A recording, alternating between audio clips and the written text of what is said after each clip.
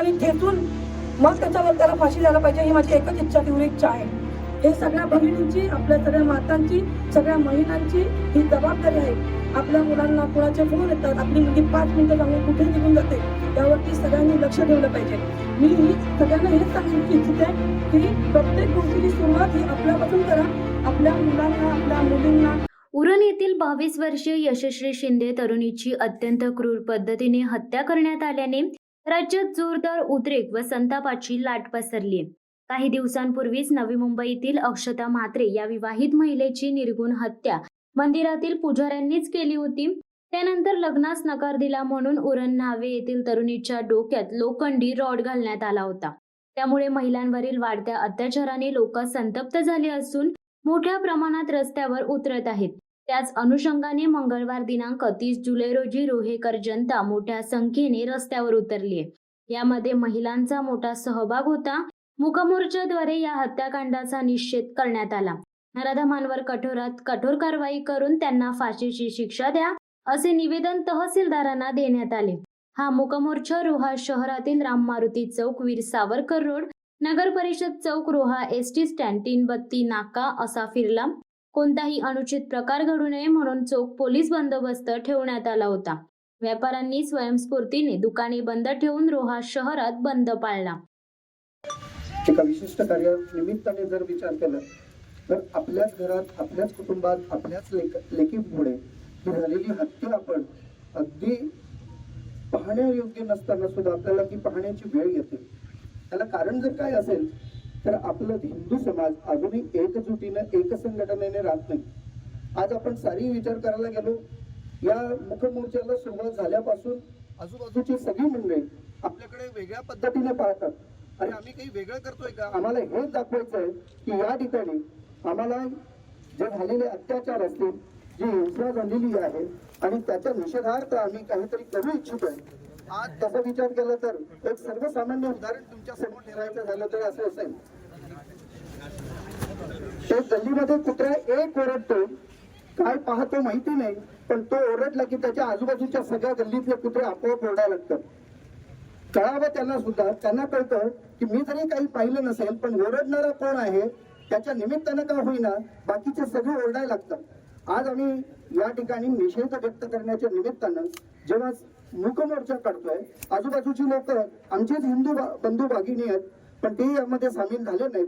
त्यांना असं का वाटू नये की हे आपल्यासाठी आहे, आज नाही उद्या हे आपल्यावर सुद्धा ही वेळ येऊ शकते. आम्ही जेव्हा दुसऱ्याच्या घरातलं पाहतो, आमच्या घराकडे दुर्लक्ष करतो का? म्हणजे आपण असा विचार करतो त्यांच्याकडे जे झालं ते माझ्याकडेही व्हावं का? तर हे होऊ नये यासाठी आपल्याला सतर्क आणि जागरूक राहणं अत्यावश्यक आहे.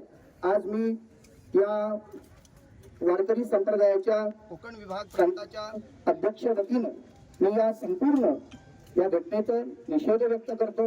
इतकंच नाही, मी यंत्रणेला, आपल्या पोलीस यंत्रणेला सांगू इच्छितो की यांना कडक अशी जी कारवाई या ठिकाणी करण्यात यावी.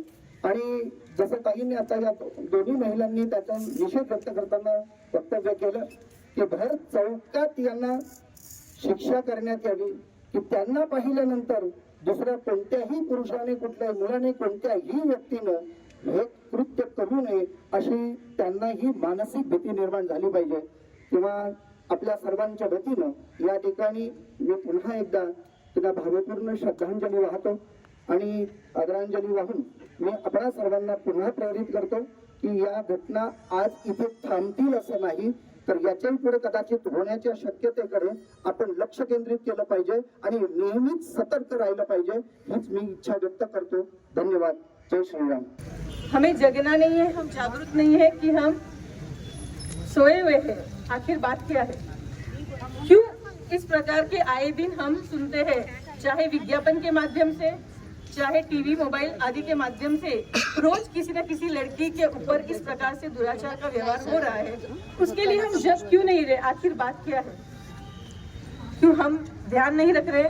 हमारे बच्चे आज कहाँ जा रहे हैं, क्या कर रहे हैं, कैसे मित्र बना रहे हैं, कितना टाइम किसके साथ व्यतीत कर रहे हैं, उनके मित्रों की जो संगति है, जो सत्संग है वो कैसा है, क्या हमारा उसके ऊपर ध्यान है कि नहीं है? बोलिए. हम कैसे ध्यान रखें? आज आपको चाहिए कि आप अपना अमूल्य समय निकालकर अपनी संतानों को समय दें, उनके साथ एक मित्रता जैसा व्यवहार करें। हम सोचते हैं कि भाई हम उनको डांटेंगे, चिल्लाएंगे तो ही वो हमारा सुनेंगे, लेकिन ऐसा नहीं है। बच्चे जब बड़े हो जाते हैं तब माता पिता को उनके लिए मित्र जैसा बनना पड़ता है। जब आप उनके साथ फ्रेंड जैसे बनोगे तो क्या होगा? वो आपकी बात को सुनने के लिए तैयार होंगे। एक छोटा सा दृष्टांत बताती हूँ। कोई एक गांव के अंदर एक दादाजी थे और दादाजी की जो पोती थी वो अपनी फ्री में जा रही थी। उसने बहुत जो कपड़े पहन रखे थे, एकदम शॉर्ट कपड़े पहन रखे थे। जैसे वह जा रही थी, दादाजी ने कहा कि बेटी तू इस प्रकार से ऐसे कपड़े पहनकर नहीं जाना। उस पोती ने कहा दादाजी से कि आपका पोता यानी कि उसका भाई कि वो भी ऐसी रात को इतनी लेट तक बाहर रहता है और वो फ्रेंड्सों के साथ घूमता है, घर पे जल्दी नहीं आता है, तो आप उनको तो नहीं कहते हो लेकिन मुझे क्यों कहते हो?